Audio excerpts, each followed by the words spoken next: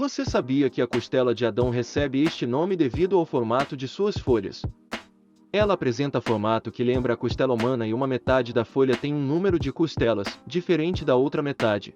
Então recebeu o nome popular em referência à história bíblica, na qual Deus tirou uma costela de Adão para fazer Eva.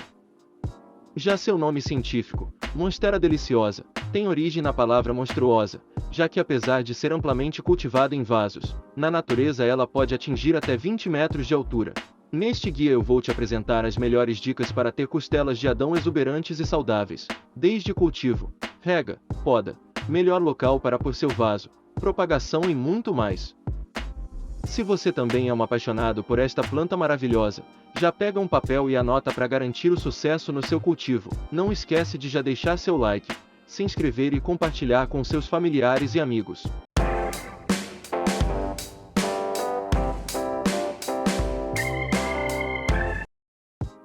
A costela de Adão é comumente confundida com o guaimbê, porém pode-se diferenciá-las pelo formato das folhas, mais arredondado nas costelas, formando um coração além das fenestras em formato de furos. Já o guaimbê tem rasgos mais retos e ondulados. Além de encantadoras e trazerem charme a qualquer ambiente, as costelas de Adão são plantas despoluentes que absorvem amônia e formaldeídos prejudiciais à nossa saúde. Guia completo para costelas de Adão exuberantes. 1. Substrato leve e fibroso. As costelas de Adão são plantas epífitas. Na natureza costumam escalar árvores agarrando suas raízes aéreas no tronco das mesmas, logo preferem substratos leves e bastante fibrosos. Também apreciam substrato rico em matéria orgânica. Sendo assim, você pode utilizar substrato pronto comprado em gardens ou fazê-lo colocando uma parte de humus de minhoca, 2 partes de terra vegetal, uma de areia e uma de fibra de coco. 2. Local para o vaso. Iluminação. Na hora de escolher o local para pôr seu vaso, você deve se lembrar que são plantas que apreciam a meia sombra com bastante claridade e luz difusa, se adaptam bem a ambientes internos, porém a ausência de luz natural pode causar atrofia e morte. As folhas novas podem abrir-se em fenestras, furos, e estes surgirem ao longo do amadurecimento da planta, porém se só abrirem novas folhas sem fenestras, pode ser indicativo de que ela está recebendo quantidade insuficiente de luz. Expô-las diretamente ao sol pode causar queimaduras e até a desidratação da planta, levando-a à morte em casos extremos. É possível adaptá-la ao sol pleno, mas este processo deve ser gradual para que a planta não sinta tanto e se mantenha saudável. Ela também não tolera geadas, pois podem queimá-la. 3. Borrifar as folhas. A costela de Adão é originária das florestas tropicais da América Central e América do Sul, sendo assim aprecia clima úmido. Você pode borrifar suas folhas principalmente nos dias mais quentes e secos para simular essa umidade das florestas. Ela irá gostar. 4. Tutorar. Sendo uma planta que tem o costume de escalar árvores, como já foi dito, você pode enfiar um tutor no substrato do seu vaso para que ela escale e tome porte mais vertical. Caso queira cultivá-la em ambientes externos, ela também tem costume de se agarrar e escalar muros, lembrando que é interessante que não tome sol pleno direto para evitar queimaduras.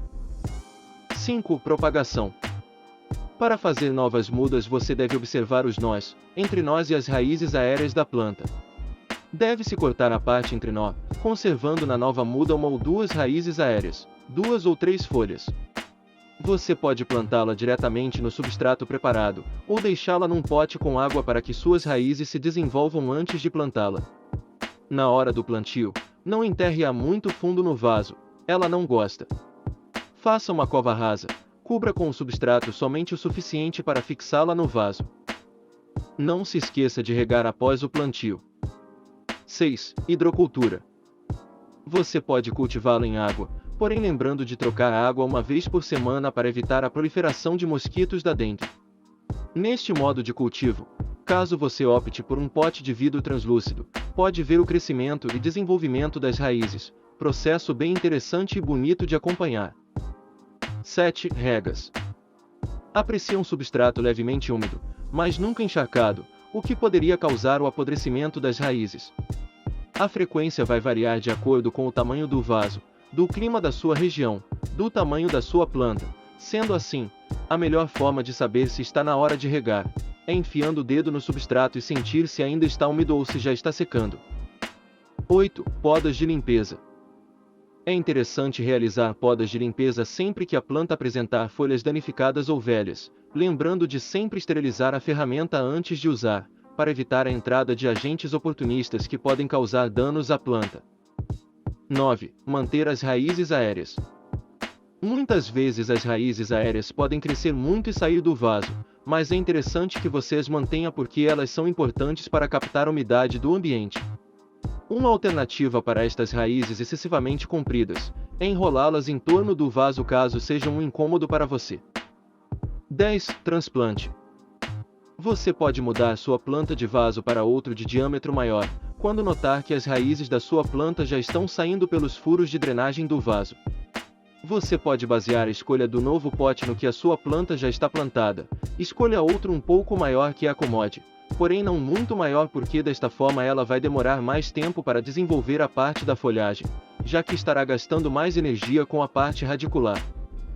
É importante que sempre hajam furos para escoar a água e a planta não apodreça. Coloque algo para filtrar a terra no fundo do vaso, acrescente o substrato, e em seguida a planta. Você pode afufar o torrão para ajudar a planta, porém se o fizer, cuidado para não cortar ou danificar as raízes. Não se esqueça de regar bem a planta após o transplante para ajudá-la na adaptação. 11. Adubação em dia. A costela de Adão não é uma planta exigente em relação à adubação, e você pode adubá-la a cada 6 meses, seguindo as instruções do fabricante, cuidando para nunca ultrapassar a quantidade de adubo especificada para não matar a planta. Sugiro que você use bocashi, biofertilizante líquido ou NPK 10-10-10. Lembre-se sempre que uma planta bem nutrida é mais resistente ao ataque de pragas e doenças. 12. Limpeza. Como eu já te expliquei no outro vídeo aqui do canal, é importante que você limpe toda a estrutura da planta, assim que notar o acúmulo de poeira e demais impurezas sobre a sua superfície. Deste modo facilitará o processo de fotossíntese. É importante lembrar que a costela de Adão é uma planta tóxica, contém oxalato de cálcio, e caso ingerida ou mastigada pode causar inflamações na boca, garganta e estômago. Mantenha-a longe do alcance de crianças e animais domésticos, caso estes tenham costume de mexer em plantas. Mais uma curiosidade, você sabia que a costela de Adão produz um fruto comestível? Muito incomum de se produzir em vasos, quando está na natureza, demora até 12 meses para estar completamente maduro. Dizem ser bem saboroso e rico em vitaminas, porém caso ingerido antes de estar completamente maduro, pode causar inflamações, já que o fruto verde também é rico em oxalato de cálcio, assim como as demais partes da planta. É importante que você nunca consuma nenhum fruto sem antes ter certeza absoluta de qual fruto se trata, para evitar intoxicações e complicações graves. E você? Já tem ou está indo agora providenciar esta planta majestosa para o seu lar? Gostou das dicas? Me conta aqui nos comentários. Muito obrigada! Até o próximo vídeo!